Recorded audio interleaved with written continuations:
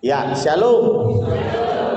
Ya, ini ada kabar buruk dan kabar buruk banget ya. Ya enggak ya, kabar baik tentunya ya. Tapi sekarang 7:30 ya. Gimana mau seperti minggu-minggu yang lalu, karena walaupun saya nggak hadir 2 minggu ya bersama dengan Bapak Ibu, tapi saya sudah bisa melihat dari CCTV ya. Bagaimana jam berapa? Jam 8 sudah selesai. Ya, jam 8 sudah selesai. Waduh, ya pasti jemaat bahagia sekali ya. Tapi ya, sepertinya hari ini Anda tidak ya. Ya, ini 7:30 ini ya. Saya baru mulai 7:30. Anda bisa hitung ya. Ya, tadi pagi saya serahkan list ayat ke Tia aja. Tia bilang banyak sekali om ya. Ya, jadi siap-siap hari ini kita belajar sedikit lebih lama dari minggu yang lalu dan 2 minggu yang lalu ya. Terima kasih untuk Diaken Diaken Brenda ya, Diaken Brenda dan Penatua Sumarno yang sudah menyampaikan firman Tuhan. Tapi hari ini temanya memang melingkupi semuanya, yaitu tema mendoakan, saling mendoakan dan melayani. Kalau masih ingat ya, 2 minggu yang lalu saling menerima dalam persekutuan, dan minggu yang lalu saling menguatkan dalam iman. Dan hari ini kita bicara doa dan melayani. Nah, kalau kita bicara doa dan melayani, saya mau kita belajar dari 2 tokoh ya, dan kita nanti lihat perbandingannya gitu ya. Yang tokoh pertama namanya Nabi Elia ya. Coba kita buka di dalam 1 Raja-Raja 17 ayat yang pertama ya. Dikatakan demikian, lalu berkatalah Elia orang Tisbe dari Tisbe Gilead kepada Ahab, demi Tuhan yang hidup, Allah Israel yang kulayani, sesungguhnya tidak akan ada embun atau hujan pada tahun-tahun ini, kecuali kalau kukatakan. Jadi pertama kali Elia muncul langsung keluar ayat ini ya. Jadi kita nggak ngerti background lebih jauh, tetapi yang jelas Elia dari daerah Tisbe Gilead ya. Itu tempat yang padang gurun, yang kering gitu ya, tempat yang sederhana, kota yang atau desa mungkin yang sederhana. Dia berasal dari situ dan dipakai Tuhan untuk kasih ya penghukuman tanda kutip ya. Nah, Tuhan menghukum daripada Ahab. Kenapa? Dalam pemerintahan Ahab ceritanya orang Israel ini menduakan Tuhan. Bukan meninggalkan Tuhan, tapi menduakan Tuhan. Makanya dalam 1 Raja-Raja 18 dikatakan, berapa lama lagi engkau bercabang hati. Jadi masalahnya bukan meninggalkan Tuhan, tetapi menyelingkuhi Tuhan ya. Tuhan tetap dipegang, tapi Baal juga dipegang. Nah, ini Tuhan tidak suka. Ini serius sama Tuhan ya. Makanya Tuhan bilang, Elia maju, bilang sama Ahab nggak akan ada hujan. Nah, ini ceritanya gitu ya. Dan ketika itu kita tahu selanjutnya Elia kemudian dipelihara oleh Tuhan di Sungai Kerit, yang kita terkenal ceritanya bagaimana Elia dikirim sama daging oleh burung Garuda. Nah, burung gagak ya toh? Burung gagak datang kirim daging, minumnya dari Sungai Kerit. Lama-lama Sungai Kerit juga habis. Suruh pergi ke janda di Sarfat ya, kita tahu ceritanya. Sampai di sana jandanya bilang, aku yo podo rekosone gitu. Nah, pikirnya si Elia, wah ini pasti janda kaya ini ya. Saya akan diopeni sama janda kaya, makan minum ya toh. Ya, karena Tuhan aja bisa kirim burung gagak ya. Kenapa Tuhan tidak bisa kirim janda kaya? Ketemu malah janda miskin, podo rekosone. Tapi ya puji Tuhan, terus Tuhan kasih mujizat, ya, tepungnya dan minyaknya tidak pernah habis, ya. Bahkan di situ juga janda ini punya anak-anaknya mati, ya. Elia juga membangkitkan dengan kuasa Tuhan, gitu ya. Nah, setelah itu semua, Tuhan suruh Elia, yuk kamu pergi, Elia, ketemu sama si Ahab, ya. 1 Raja-Raja 18 ayat 19 dikatakan, ini ketika ketemu Ahab, sebab itu suruhlah mengumpulkan seluruh Israel di Gunung Karmel, juga nabi-nabi Baal yang 450 orang itu, dan nabi-nabi Asyera yang 400 itu, ya, yang mendapat makan dari meja istana Isabel. Isabel ini bojone Ahab, ya. Ini tipe perempuan yang perlu dihindari, yaitu apa? Cantik dan jahat. Nah, ini ya. Kalau cantik tok gak apa-apa itu. Ya. Nah, ini yang jadi masalah, sudah cantik jahat. Wah, ini kering, ya. Jadi Isabel ini yang membuat Ahab kemudian membawa nabi-nabi Baal, ya, dan nabi Asyera. Sekali lagi, ada berapa orang tadi nabi Baal? 450. Nabi Asyera 400. Jadi ada berapa total? 850 orang. Ya. Kemudian ayat berikutnya 1 Raja-Raja 18 ayat 22 berkata begini, lalu Elia berkata kepada rakyat itu, hanya aku seorang diri yang tinggal sebagai nabi Tuhan, padahal nabi-nabi Baal itu ada 450 orang banyaknya. Dan tentu kalau saya lanjutkan ada 400 juga nabi Asyera. Jadi Elia berapa orang? 1. Jelas ya? Hanya aku dewean toktil melawan 850. Wih, mantap kali, ya toh? Mantap kali, ya. Nah, 1 Raja-Raja 19 ayat 3 sampai 4 ini menceritakan setelah kisah ini. Saya yakin Bapak Ibu tahu ceritanya. Mereka kemudian bikin kompetisi di Gunung Karmel, ya. Kita akan persembahkan korban, tapi nggak boleh pakai api. Tuhan yang benar akan kirim api. Ini kurang lebih begitu. Taruhannya biar menarik, taruhannya apa? Nyawa. Nek Tuhanku benar, patenono aku, gitu ya. Tapi nek Tuhanku sing benar, kowe tak pateni, gitu. Dan betul, karena Elia dia menyatakan bahwa Allah itu hidup dengan memberi api, maka 850 nabi disembelih. Ngeri. Bayangin, 850 nabi disembelih. Elia mendapat kemenangan besar. Setuju? Setuju. Tapi yang menarik sekali lagi, coba kita lihat ayat yang terakhir ini, 1 Raja-Raja 19 ayat 3 sampai 4. Ketika dia sudah menang dan kemenangannya fantastis, rupanya Isabel itu tidak diam saja. Ini kan 850 kan abuannya Isabel, ya. Isabel kurang lebih bilang begini, hari ini juga kamu mati Elia, ya. Jadi Isabel itu jengkel, Isabel mau membunuh Elia. Dan dikatakan begini, maka takutlah Elia. Ini agak aneh, ya. Kenapa saya bilang agak aneh?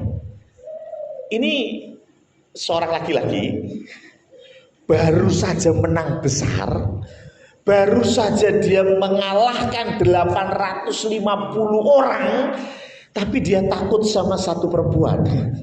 Aneh, ya? Tapi dikatakan begitu firman Tuhan. Maka takutlah Elia, lalu bangkit dan pergi menyelamatkan nyawanya. Dan setelah sampai ke Beersheba yang termasuk wilayah Yehuda, yang meninggalkan bujangnya di sana. Tetapi ia sendiri masuk ke padang gurun sehari perjalanan jauhnya, lalu duduk di bawah sebuah pohon arar. Kemudian ia ingin mati, katanya. Cukuplah itu sekarang ya Tuhan, ambillah nyawaku, sebab aku ini tidak lebih baik daripada nenek moyangku. Elia dipakai Tuhan luar biasa, ya. Bahkan kisah janda di Sarfat dikutip oleh Tuhan Yesus, ya. Bahkan ketika Tuhan Yesus dimuliakan di atas gunung, salah satunya Nabi Elia ada di situ, dan Musa.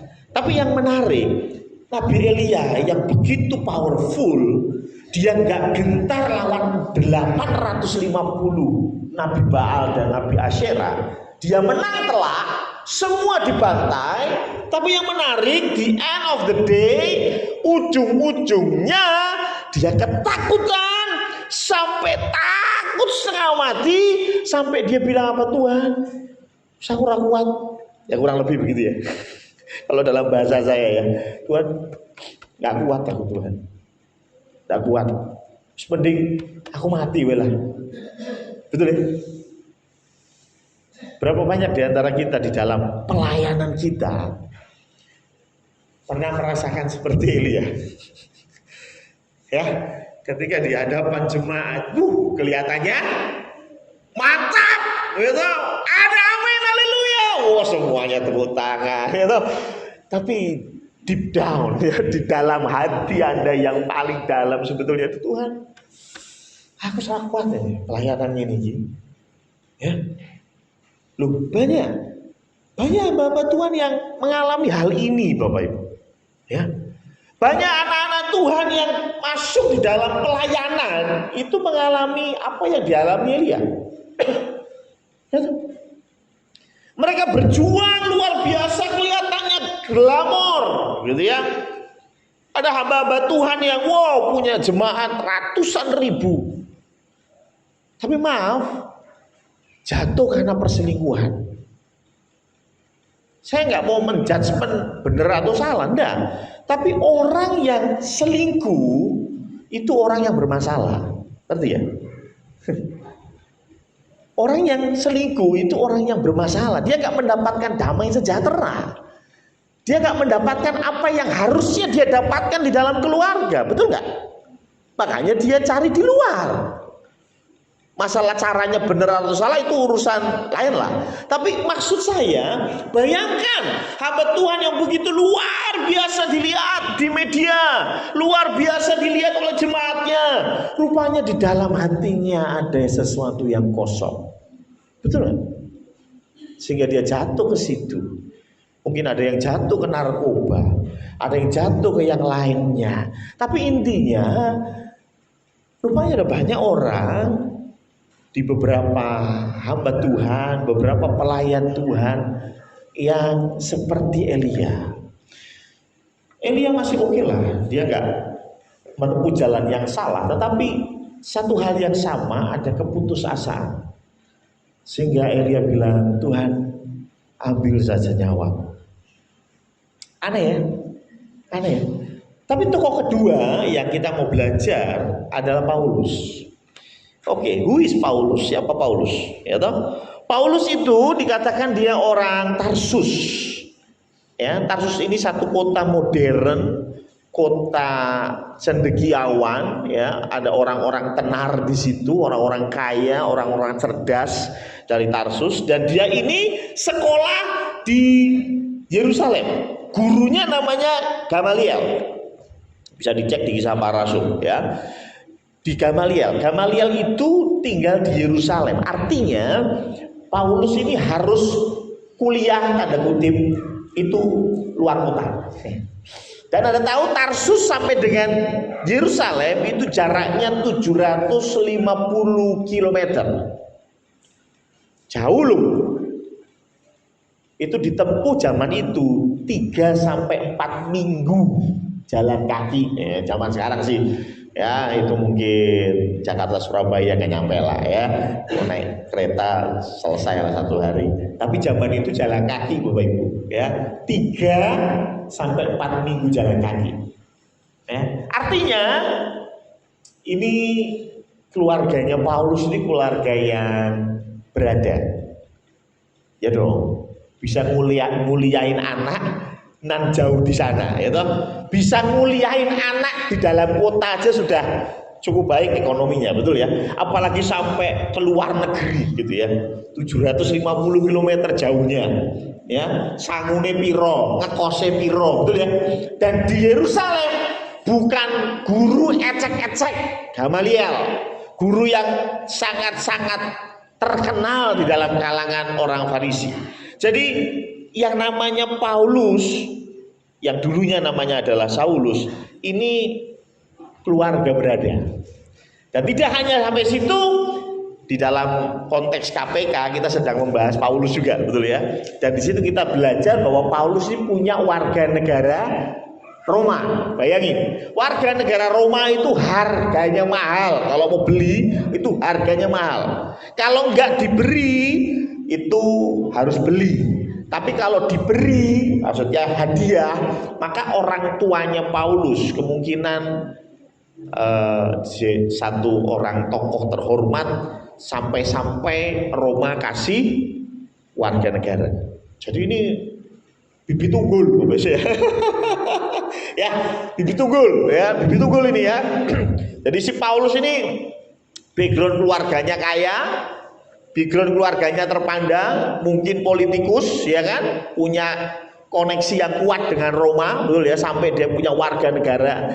Ya memang tidak tertulis secara gamblang di dalam firman Tuhan, tetapi dari ayat-ayat yang kita baca kita tahu hal-hal itu. Dan ketika Saulus kemudian masuk di dalam pelayanan, apa yang didapat oleh Paulus? Ingat loh, ini hidupnya sudah enak loh ya. Ini awal dewi kan ya. Ya uripe rada rekoso ya. Tapi ini Paulus sudah enak ini hidupnya ya toh. Ya udah enak ya, sekolahnya sudah baik, keluarganya kaya, terpandang, tokoh ya kan, punya koneksi sama penguasa. Lah ini wih jos gandos ya toh. Tapi ketika dia masuk di dalam pelayanan, apa yang dia dapat?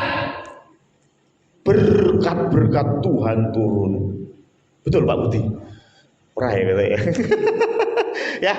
ya, Tuhan kabulkan apapun yang Paulus mau gitu. Enggak juga. Yuk kita lihat apa yang didapat Paulus ketika dia masuk di dalam pelayanan. Kisah Para Rasul 9 ayat 26 sampai 27. Ini pertama kali dia masuk di dalam pelayanan. Setibanya di Yerusalem, Saulus mencoba menggabungkan diri kepada murid-murid. Maksudnya murid-murid di Yerusalem ya. Tetapi semuanya takut kepadanya karena mereka tidak dapat percaya bahwa ia juga seorang murid. Tetapi Barnabas menerima dia dan membawanya kepada rasul-rasul dan menceritakan kepada mereka bagaimana Saulus melihat Tuhan di tengah jalan dan bahwa Tuhan berbicara dengan dia dan bagaimana keberaniannya mengajar di Damsyik dalam nama Yesus. Jadi pertama kali dia dapat apa? Penolakan. Penolakan bukan dari luar loh. Penolakan dari dalam. Ya. Kalau kita baca sebelumnya, dia sudah di blacklist sama komunitas yang lama. Komunitas yang lama itu bahkan mau membunuh Paulus karena wah ini orang ternyata sudah beda haluan ini ya. Wah kita bunuh aja gitu ya. Tapi begitu dia masuk ke komunitas murid Kristus, ditolak juga. Ini susah ya. Di komunitas lama ditolak, masuk komunitas baru ditolak ya. Aduh, kasihan juga ya. Dan yang satu-satunya orang yang mau terima dia adalah Barnabas. Tapi yang menarik, di Kisah Para Rasul 15 ayat 37 sampai 40, Barnabas ini kemudian menjadi rekan sekerjanya Paulus. Dia pergi kemana-mana dengan Barnabas. Tapi yang menarik di Kisah Para Rasul 15 ayat 37 sampai 40, Barnabas ingin membawa juga Yohanes yang disebut Markus. Ini Markus yang menulis Injil, ya. Tetapi Paulus dengan tegas berkata bahwa tidak baik membawa serta orang yang telah meninggalkan mereka di Pamfilia dan tidak mau turut bekerja bersama-sama dengan mereka. Jadi di perjalanan yang lama sebelumnya, rupanya si Yohanes yang disebut Markus ini sempat mundur dari pelayanan.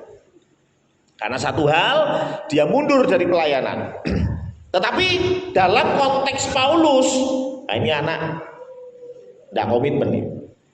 Sehingga ketika perjalanannya kedua, Barnabas mau ngajasi Markus, Paulus bilang orang, itu kemarin itu sempat meninggalkan pelayanan, ngapain diajak lagi, kurang lebih begitu, ya. Nah, hal itu menimbulkan perselisihan yang tajam. Ini jelas nih. Ini bukan perselisihan ringan, tetapi perselisihan yang tajam, sehingga mereka berpisah dan Barnabas membawa Markus juga sertanya berlayar ke Siprus, tetapi Paulus memilih Silas. Ini bisa bayangin ya, Barnabas itu bukan orang sembarangan. Dia orang pertama yang menggandeng tangan Paulus dan masuk di dalam komunitas murid-murid Yesus. Betul kan? Ketika semua orang tidak percaya sama Paulus, hanya Barnabas yang berani pasang badan. Saya bisa bilang ini Barnabas best friend, betul kan? Gak salah lah kalau saya bilang Barnabas ini best friendnya Paulus. Tetapi karena pelayanan, dia harus bentrok dengan best friendnya.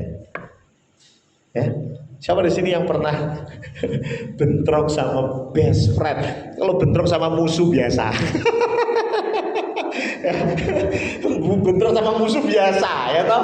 Ya, Rona geger sama Febri biasa. Kan dia, gitu, kan dia. Tapi kalau best friend, kemana-mana berdua, kemana-mana selalu bersama, pelayanan bersama, datang doa Selasa bareng, tiba-tiba harus pecah. Aduh, iya rasanya. Itu yang dialami Paulus. Karena dia masuk di dalam pelayanan, dia harus berpisah dengan sahabatnya. Apalagi yang diterima oleh Paulus. 2 Korintus 12 ayat 7 sampai 9. Paulus itu punya sakit. Ya. Dan ketika dia minta Tuhan, sakitku tolong disembuhkan. Apa yang Tuhan bilang?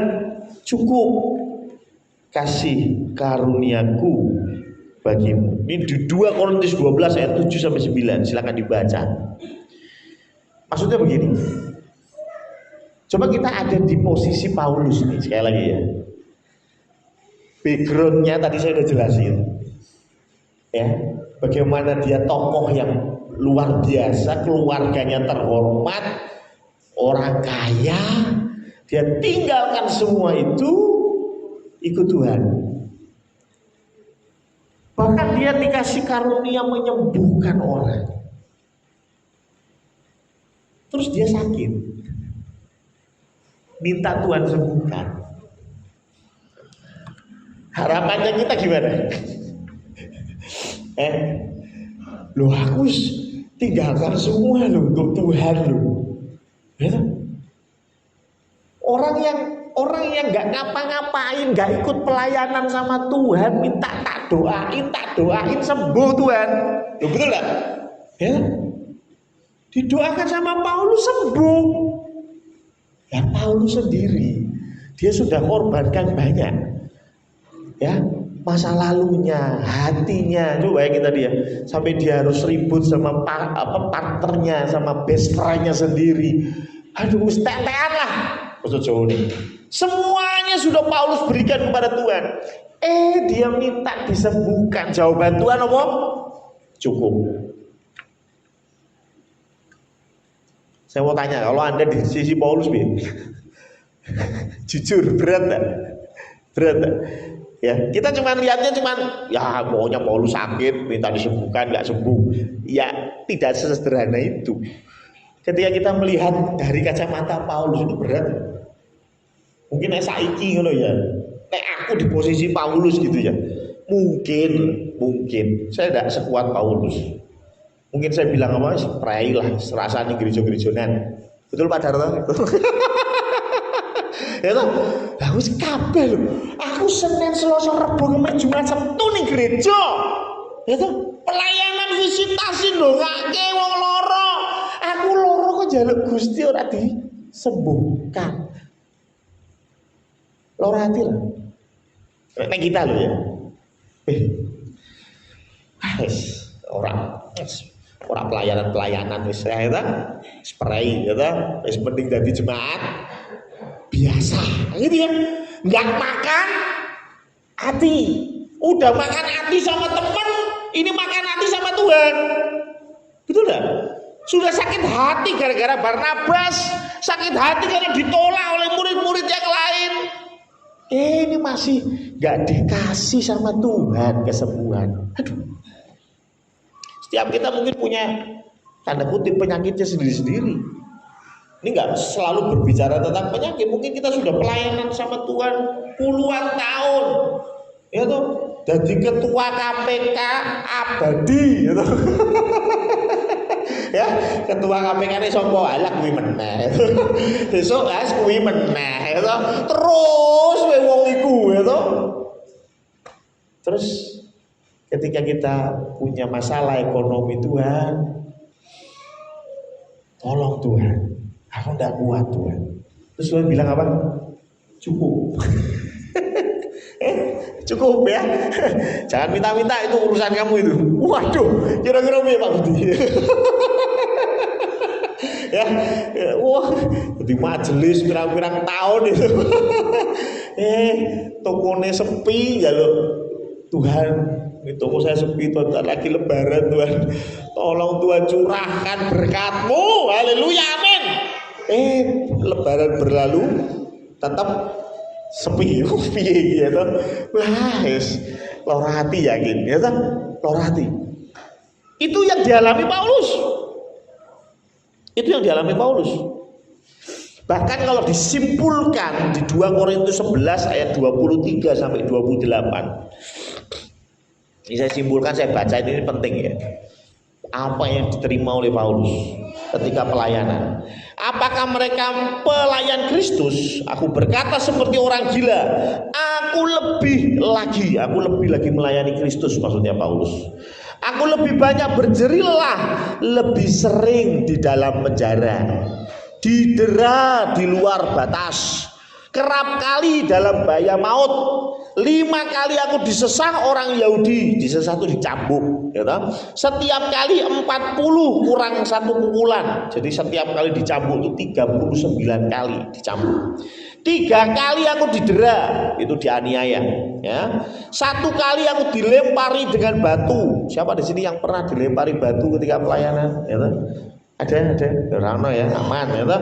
3 kali mengalami karam kapal, buayano, ya toh? Pelaku mau pelayanan, kapalnya karam. Coba bayangin. Saya pernah diceritani ada hamba Tuhan senior, dia bilang waktu dulu ketika dia pelayanan, dia tuh naik angkot, gitu. Dan di dalam angkot dia dipalak. Coba bayangin ya. Iki main di gereja loh, iki main khotbah, gitu. Main khotbah main di gereja, lupa angkot ning jero angkot ketemu preman. Dipalak. Gitu. Bayangin, ini kan kurang lebih mirip ya. Cuma kalau Paulus lebih hebat lagi karena kapalnya karam. Coba bayangin, gitu. Kapalnya karam. Sehari semalam aku terkatung-katung di tengah laut. Dalam perjalananku, aku sering diancam bahaya banjir, bahaya penyamun, bahaya dari pihak orang-orang Yahudi dan dari pihak orang-orang bukan Yahudi, bahaya di kota, bahaya di padang gurun, bahaya di tengah laut, dan bahaya dari pihak saudara-saudara palsu. Aku banyak berjerih lelah dan bekerja berat. Kerap kali aku tidak tidur, aku lapar dan dahaga. Kerap kali aku berpuasa, kedinginan dan tanpa pakaian, dan dengan tidak menyebut banyak hal lain lagi urusanku sehari-hari, yaitu memelihara semua jemaat. Ini dari apa yang saya bacain aja ngeri gitu ya. Dan kalau kita bisa bandingkan sama Elia tadi, berat mana? Menurut Bapak Ibu? Ya kita nggak mau banding-bandingin sih, tapi kalau sepintas ya, karena Elia ini datanya nggak komplit ya. Kalau Paulus ini kan komplit ya. Kayaknya kita setuju kalau Paulus ini lebih berat. Tapi satu pertanyaan, nggak pernah Paulus doa seperti Elia. Tuhan, aku serah kuat. Mati gitu ya. Pernah Paulus gitu? Menarik ya? Paulus lebih didera, lebih luar biasa. Wah wis sampai ditolak sama Tuhan segala itu, ditolak sama sahabatnya, waduh wis tetean. Tapi yang saya heran, Paulus tidak pernah ngomong seperti Elia, Tuhan aku serah kuat. Saya nggak merendahkan Elia, tetapi kita bisa belajar kenapa Paulus berbeda. Itu pertanyaannya toh. Kenapa Paulus berbeda? Dan jawabannya ada di Roma 15 ayat 30. Roma 15 ayat 30 berkata, tetapi demi Kristus Tuhan kita dan demi kasih Roh, aku menasehatkan kamu saudara-saudara untuk bergumul bersama-sama dengan aku dalam doa. Jadi kalau kita bicara doa, saling mendoakan dan melayani, ini bukan bicara doa biasa, tetapi dalam pelayanan itu tantangannya berat. Amin. Paulus contohnya, Elia contohnya. Tapi kenapa Paulus bisa bertahan? Karena dia minta didoakan. Ada tim supportnya. Dia bilang kepada jemaat di Roma, tolong bergumul bersama-sama, saling ya, bergumul bersama-sama dengan aku dalam doa. Jadi yang mendoakan Paulus itu jemaat di Roma, jemaat di Efesus, jemaat semuanya mendoakan Paulus. Bukan berarti terus, oh berarti Elia doanya kurang kenceng. Loh, Elia doanya kenceng. Tapi ingat, dia seorang diri. Ngerti ya? Dia melawan segitu banyak, 850, oh luar biasa.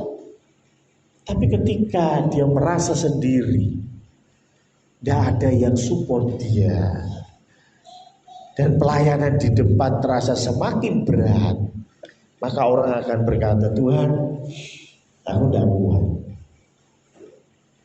Bukan berarti Elia tidak punya iman, bukan. Bukan berarti Elia tidak lebih baik dari Paulus, bukan. Saya tidak bicara itu. Saya mau bicara bahwa ketika Anda masuk di dalam pelayanan, ketahuilah pelayanan itu berat. Dan yang kedua, ketahuilah Anda perlu doa dari komunitas. Kalau kita yang ada di dalam satu komunitas, ya ayo doakan. Bukan hanya doakan orang yang pelayanannya. Ini juga ketika saya mempersiapkan khotbah ini juga saya mengoreksi diri saya juga. Ya. Kadang-kadang kami di lingkup majelis itu, ketika kita membahas pelayanan-pelayanan yang sudah terjadi, kadang-kadang kita cuma iso nyalahno. Kadang-kadang kita cuma bisa dibilang apa ya? Ya menyalahkan personnya gitu. Contoh sederhana ya. Apa nyanyinya nggak pas. Ya toh, nadanya kemana, nyanyinya kemana. Kadang-kadang kita hanya bilang, anak-anak tuh nggak mau belajar itu loh. Sudah di-share lagunya nggak mau belajar itu loh. Ya toh? latihan eker-ekeran. Ya, kadang-kadang ya Pak Budi ya, orang selalu ya kadang-kadang eker-ekeran. Kadang-kadang kita di majelis cuma bilangnya apa? Mereka itu tidak dewasa. Ya, pelayanan tuh harus dewasa. Ingat, saya sedang berkaca kepada diri saya sendiri. Kenapa kita nggak doakan mereka? Betul nggak? Jangan cuma menghakimi, wah kamu begitu, doamu kurang selosor atau dungo. Ya. Biasanya ya maaf ya, yang keluar dari mulut kita kan itu ya. Wah anak itu wangel, selasa suruh doa wangel karuan. Ya makanya rohnya tuh hampa, tidak ada kesatuan di dalam Kristus dan lain sebagainya.